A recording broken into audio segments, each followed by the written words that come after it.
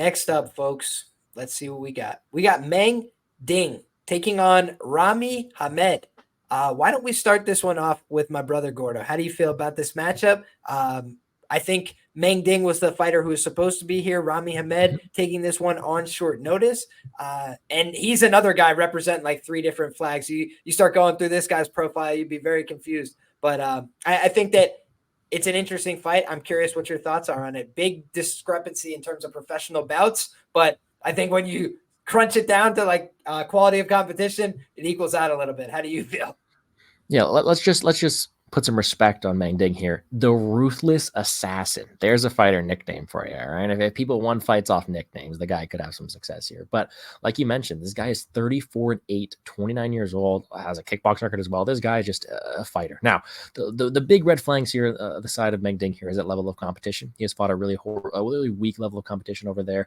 The Chinese scene, a guy who was originally supposed to have a different opponent in this matchup and was a large underdog, now facing a short notice opponent here in Rami Hamed. And you look at a guy in Meng Ding, someone who is now favored in this matchup, a guy who seems to put on fun fights. He will be aggressive. I think he has a lot of power in his hands. He will go forward. He's got some decent size for this weight class as well, but someone who, let's say, has a few flaws on his end, right? He is susceptible to leg kicks. I think he can go out there, be hit in the feet as well. I think his ground game is something that could be worked on defensively. And although he has a shown glimpses of wrestling success, it's been against a lower level of competition. So I think a guy in Meng Ding, someone who can put on fun fights. I think he does have a lot of power. I think he's got a good boxing style. But I do think this matchup here, he's facing someone, Rami Hamed, who is going to be a better level of competition than he's fought in a while. The issue I have here, Rami Hamed, is not only is he coming in on short notice, but he's someone who we haven't seen very often. Only one fight in the past, 2.5 years. A guy who's been relatively inactive, and a guy whose style doesn't really scream to me like, oh, I should be favored in a lot of these fights. Rami Hamed is a guy who I think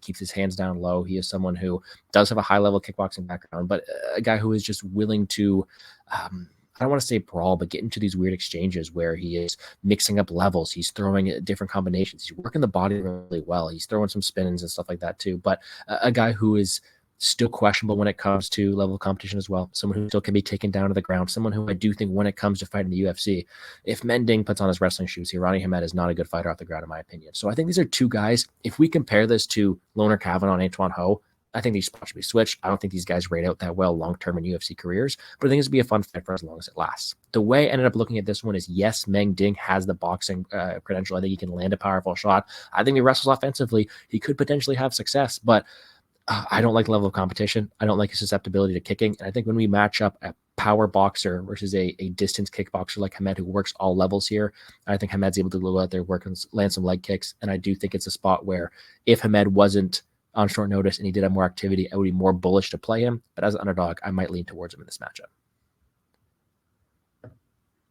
There you go. So a lean towards the underdog in this matchup if he had a little more preparation. So a little bit of concern about the short notice nature of this contest. The one thing I do want to note is that Rami Hamed was scheduled to be on Contender Series last year. He was forced to pull out of that fight, unfortunately, due to an injury. But it's not like he wasn't a guy on the UFC's radar. They tried to bring him in for a fight like this in the past, and it just wasn't able to work out for whatever reason. They're bringing him in this season, but in maybe less than opportune circumstances. So let's see if it works out for him here. Pierce, how do you feel about this matchup, my brother? Do you think there's any betting value to be had?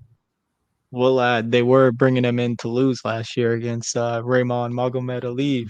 But yeah, this fight, honestly, I think this could be one of the more violent fights of the night. I'm actually looking forward to this. This Meng Ding guy loves to just, he lives up to his nickname, the Ruthless Assassin, because this dude does not give a fuck. He just will walk forward and just stand and trade in the pocket. And I think the line is probably accurate. I mean, I'm getting the vibe on a lot of these fights on the card. The line's accurate. I think Meng Ding has better optics. I mean, Rami Hamed's a good striker. He's got that karate style where he bounces in and out, good low kicks, good switch kicks to the body. But I just think Ding's just going to walk him down. And Baron, if his calf can stay alive, because, I mean, Rami's calf kicks are probably the one thing I'm concerned about if I were to lay the chalk on Meng Ding. But if he can avoid the calf kicks, I think Meng Ding's just going to break him late. I liked his fight against this Tyler Naraji guy back in the day.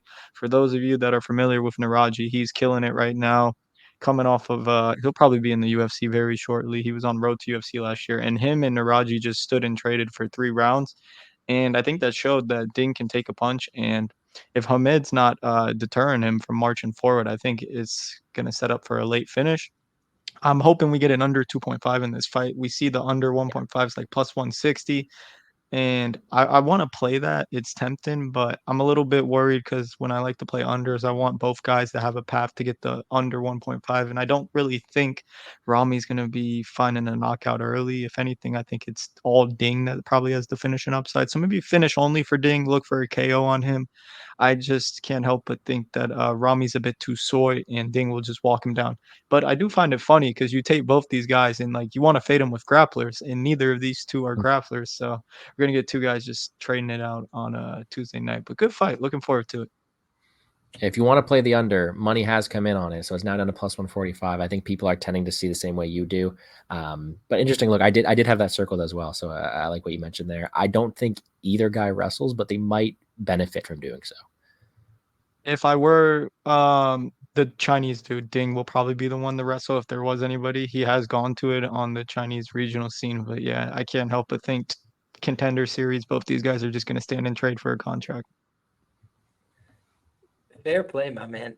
Listen, I got to be honest, because I always try and give independent analysis, right? And you guys are making a fair enough case that I have to like go back, watch a little more footage, definitely think about this one closely. But I did not rate the footage that I watched on Meng Ding. And frankly, I didn't watch that fight that you mentioned. So I'll go back and watch that one in particular because I just looked at that guy's record. I think he's like 11-1 now as a pro, sensational record. And especially given the circumstance, I mean, a lot of these fighters on the Chinese regional scene have so many fights that they end up losing a bunch of them along the way. And that is definitely the case with his record, right? I've seen him drop the number of times, like just like you said, reckless brawling, like just like hands here, like swinging huge hooks, and that it looks awesome when they land, but it's also just like if you're fighting somebody and they're pretty technical with their strikes and they're picking shots, like they're gonna be like, oh, I can hit him right now, like it's just like he's very predictable. I feel when he's going with his offense, he's like coming forward and throwing. Like those guys, the benefit is they're gonna do damage if you don't stop them, right? If you don't prevent them from coming forward, but it is just like, okay, I know he's going to come forward. I know he's going to try and throw something big. So if I measure it, that's kind of just like opening yourself up to be countered. And I do think this guy has a bunch of experience on the feet. That's where he's comfortable, right? It's like you put this guy on the ground, he looks not very good, but he's also a BJJ brown belt. I was looking through his credentials. He's a black belt in kickboxing, taekwondo. I think he won some like Thai boxing gold medal for the Arab world or whatever in 2010. So it's like the guy's been striking for a long fucking time, right? I don't think it's going to be like, blowing his mind that somebody's trying to pressure forward into him. I think he's just going to try and land really hard counters and kick the fuck out of his leg. And I just did not like what I saw from Meng Ding. And frankly, like I wouldn't be surprised if either guy had grappling success here because they're both really bad from the footage that I was watching, just like giving up easy subs to guys that didn't look that good to me in the tape. But I will watch it a little closer. The other thing I wanted to note, things that strike me as like weird about somebody's record, he's fought the same dude 5 times. He's got like a 2-3 record against the guy. And he's like a guy who's like a middling journeyman with like a 23-17 record or something. And he's literally fought him 5 times and he's gotten submitted by him. It's like they just fight every 2 weekends. Like whenever I see shit like that on somebody's record, I'm like, that's interesting. Like it just doesn't strike me as like, best practices for somebody in a professional career. And so I'm going to do more research to the respect of my guests here, but I was just not impressed by Meng Ding, and I was surprised to see, a substantial favorite price. And I was way more surprised to see 81% of Tapology voters on him. Like, it just seems like he's the easy click this week. A lot of people in my chat saying that as well. So I'll do more research, right? You guys are catching me early in the process in terms of research, but yeah, I'll just say I start a lot of times by watching people's losses when I'm doing Contender Series research, if they have them. If they don't, then I have to go look for the adversity otherwise. But like I was just seeing a guy getting blasted all over the place, and then every time it hits the ground, he looks like he's clueless. A 2-4 career to the submission, so just not very good. And I haven't seen much evidence of this BJJ brown belt, but Rami Hamed is only 33, right? It's not ancient history, and he's been out for years. He's training at MMA Masters. Like, could he show a little bit of a better product in a Contender Series fight that's like make or break for his career? Yeah, I think he probably could. So those are for me some of the interesting dynamics about this fight. But it's not like I think Rami Hamed is like the second coming. I think Gordo made a very great prescient point about neither one of these guys having a bright UFC future, except for maybe like fun action guy, like put him in a couple of striking fights and they get 5 fights in the UFC or something like that. I don't see either one of these guys as a long-term player, frankly. Pierce, please go ahead. I guess I was just gonna play a little bit of devil's advocate. So I'm not advocating for Ding to be like a big player or anything. I just when I'm looking to fade him, I'm looking at Rami and I just don't think he has this like one hitter quitter with the hands. A lot of his knockouts recently came with the low kicks, and he's taken like 2 and 3 guys, 10 and 6 guys to decision. And it's like if I want to fade Ding's striking defense, because I'm not gonna lie, he's hittable as shit, but it just seems like he doesn't give a fuck. So you need someone that's gonna be willing to stand in the pocket and trade. And I just don't know if Rami's got that punching power to check him on that aspect. But yeah, I mean, I get why you want to play Rami, but he's definitely looks he's 100% more seasoned of the two. It's just sometimes in MMA, if you just got the bigger dick, you're gonna prevail. Dude, this guy, Kerbin Zhang. Oh my God. Please, guys, forgive me for this one. If you're a native of the region, forgive me for this one.